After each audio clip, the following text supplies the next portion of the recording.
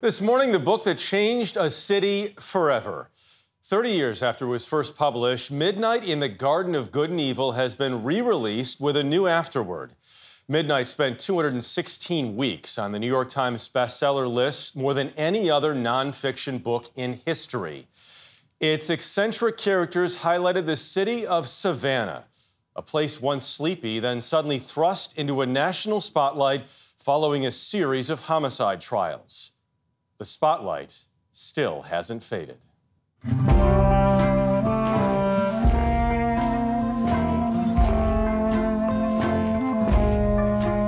Savannah, Georgia, home of the historic Bonaventure Cemetery, elegant squares under Spanish moss.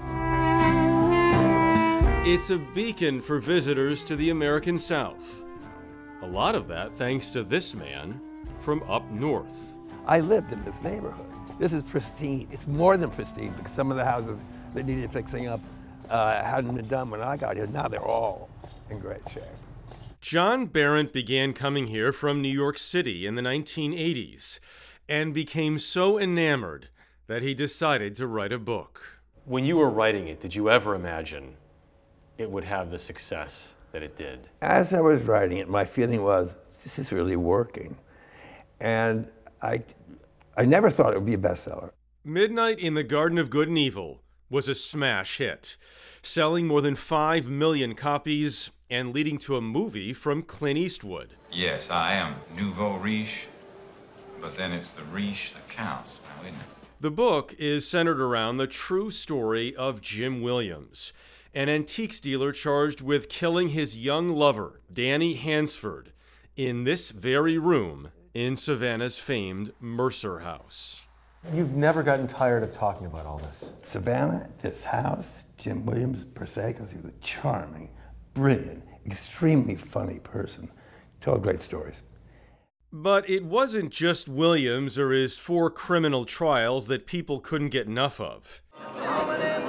It was his wild neighbors. I was not just following the story of the shooting, as much as meeting people around Savannah and creating the sensation of living in this beautiful town with these very quirky people. Characters like the late Lady Chablis, the outrageous drag queen, who Eastwood cast to play herself in the film. We spoke to Berendt at Club 1, where Chablis frequently performed. If you enjoyed the show, my name is the Lady Chablis, and if you didn't, I have a motto. 2 tears in a bucket, mother. Sleeper. Yeah. I have to remember that one. No, don't remember that one. That's off the record. Berendt also wrote about Minerva, a voodoo priestess.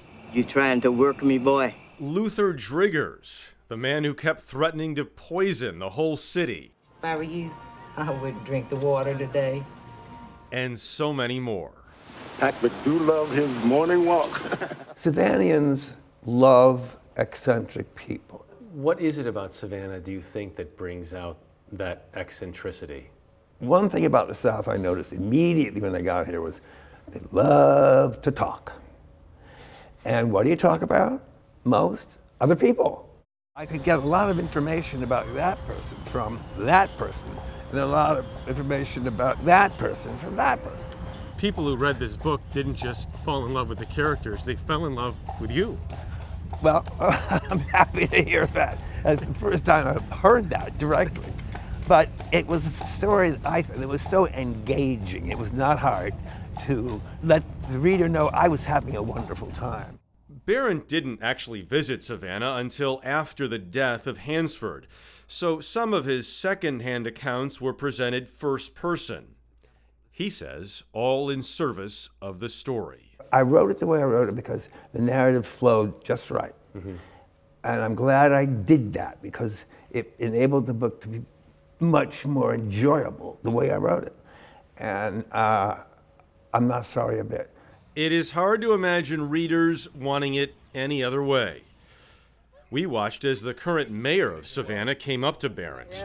Good, welcome home. John's first time back since before COVID, and congratulated him for saving the city. This is a man who turned us from sleepy town and woke the world up. So 16 million visitors, so thanks to you. Indeed, midnight in the Garden of Good and Evil led to a flood of tourism.